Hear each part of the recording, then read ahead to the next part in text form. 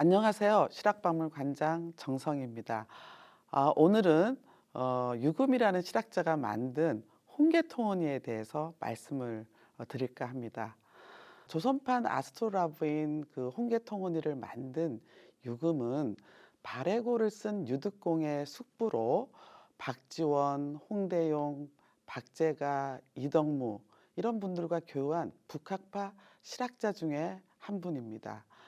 평생 관직에는 나가지 않았고 이 학문과 예술을 즐기며 북학파 벗들과 교유한 인물이기도 한데요. 유금은 검은고를 좋아하여 자를 탄소라하고 원래 이름이 유련이었으나 이 이름 대신 검은고 금자를 써서 유금으로 개명하기도 했습니다. 탄소는 탄소금의 준말로 소금이라는 악기를 연주한다는 의미입니다. 이 탄소라는 자와 유금이라는 계명에서 보듯이 검은고를 매우 사랑한 인물임을 알 수 있습니다. 유금은 그 음악뿐만 아니라 도장, 인장을 잘 새기는 재주가 있었다고 합니다. 그리고 수학과 이 천문에 관심이 많았습니다. 자신의 서재 이름을 기하학의 이름을 따서 기하실이라고도 부르기도 했습니다. 유금은 중국 북경을 무려 3번이나 갔다 왔다고 합니다. 그의 신분은 서자였기 때문에 물론 공식적으로 간 것은 아니었지만 그 인생에 이 중국을 가본 경험은 매우 큰 영향을 끼쳤습니다. 중국을 갔다 온 뒤에 유금으로 이름을 개명하기도 했고요. 더욱더 서양 선교사들이 지은 이 천문과 이 수학 서적에도 탐독했다고 합니다. 이 유금은 1776년에 사원부사였던 서호수를 따라 영경에 갔습니다. 영경은 지금의 북경입니다. 이때 이 유득공, 이덕무, 박제가, 이서구, 북학파 실학자들이죠. 이 4명의 이 벗들의 시를 각각 한 사람당 100수씩, 그러니까 총 400수를 뽑아서 한객건연집이라는 이름의 책으로 편찬해서 중국의 그 명사였던 이조원과 반정균에게 소개를 하였습니다. 유금은 귀국길에 이들의 서문과 비평을 받아왔는데요. 이 한객 건연집을 통해 유득공과 이덕무, 박제가, 이서구 등의 시, 이들의 명성이 이 청나라 문인들까지 널리 알려졌습니다. 어떻게 보면 한류의 시작은 이때부터가 아닌가 그런 생각이 듭니다. 이 조청 문인들의 이 교류가 한객 건연집을 통해 더욱 활발해졌고 조선 후기 문화와 학술사에서 유금과 북학파 문인들의 위상은 더욱 높아졌습니다. 당시 조선은 명나라가 멸망했음에도 불구하고 이 대명의리론에 입각하여 임진왜란 당시 군대를 파병하여 조선을 구해준 이 명나라에 대한 의리를 저버리지 않았습니다. 이 청나라와 여전히 교류했지만 마음으로는 여전히 명나라를 잊지 못하고 있었던 것이죠. 그러나 해마다 이 청나라 연행 사절단이 왕래하면서 이 청나라 문인들과 이 조선 문인들의 교류는 점차 하나의 풍조로 자리 잡았습니다. 유금은 천문학과 수학을 좋아하는 인물이었습니다. 자신의 서재인 기하실의 기하는 마테오 리치가 중국에 소개한 서양의 수학 기하 원본이라는 책에서 따온 것입니다. 천문학과 수학에 몰두한 유금이었지만 그가 남긴 저술은 지금 거의 남아있지 않습니다. 인장 새기는 것을 좋아하고 자신의 책마다 자신의 이름이 쓰여진 인장을 찍기 좋아한 그였지만 아쉽게도 그의 책은 거의 다 사라지고 없습니다. 그러나 그의 정성스러운 손길이 담긴 천문기구가 어느 날 갑자기 세상에 나타났습니다.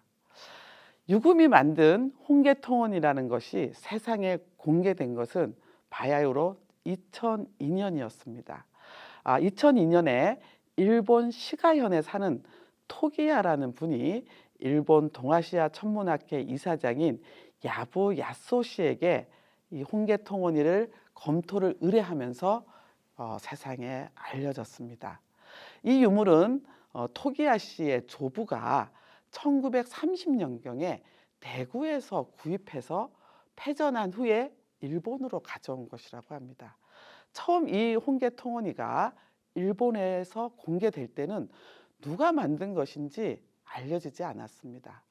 그러다가 앞면 위쪽 홍계통원이의 위쪽 고리 부분에 유씨금이라는 인장이 해독되면서 제작자가 유금이라는 것이 세상에 밝혀졌습니다.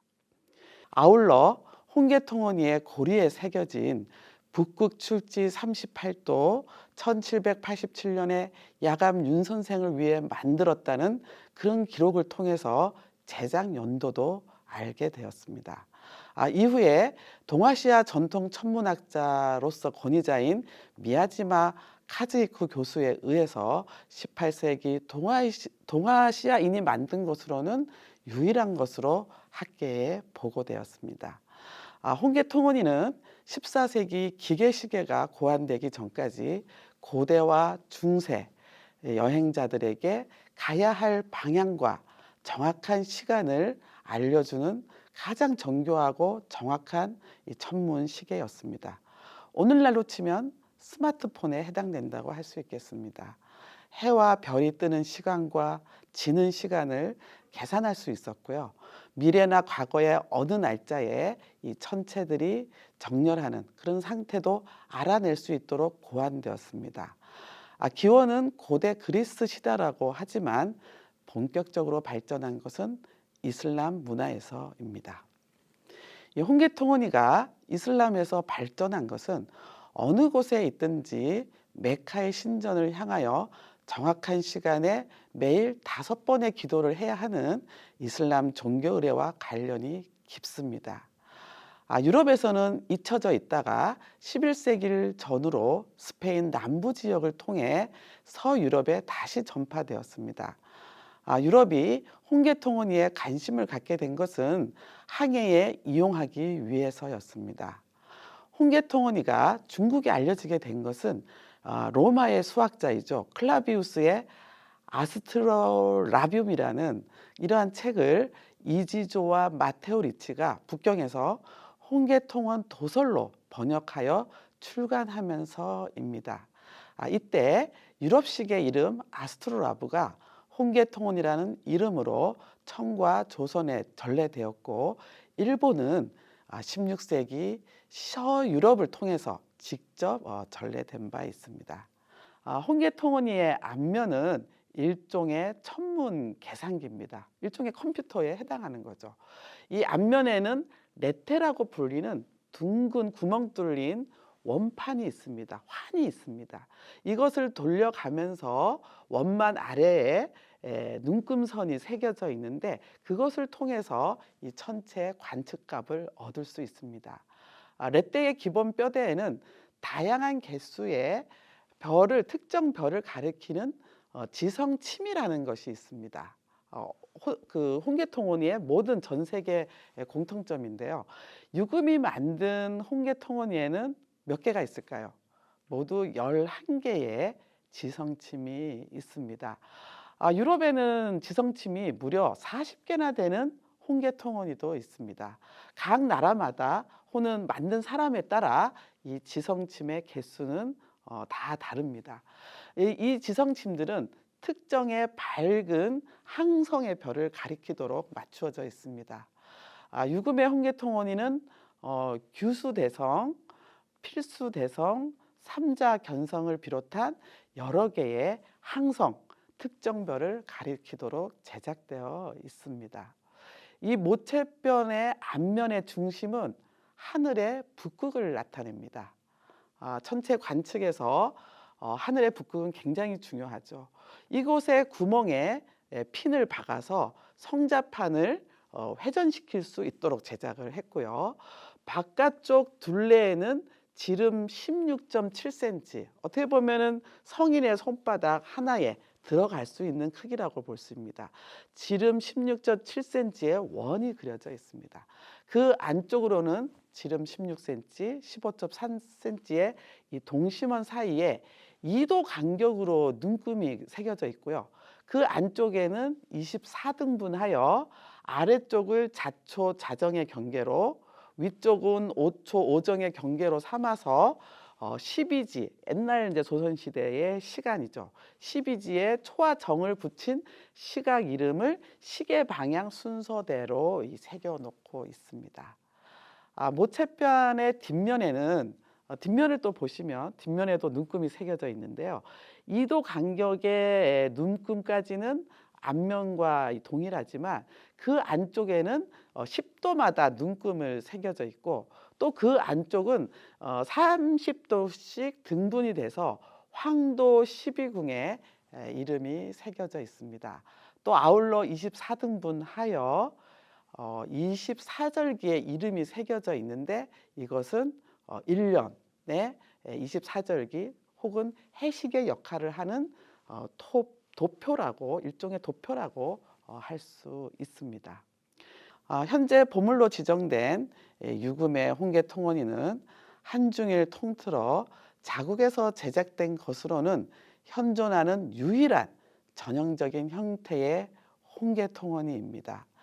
동아시아, 특히 조선시대 서양의 근대 과학이 전래되고 수용하는 것을 고찰하는 데 있어서 매우 귀중한 유물이 아닐 수 없습니다. 감사합니다.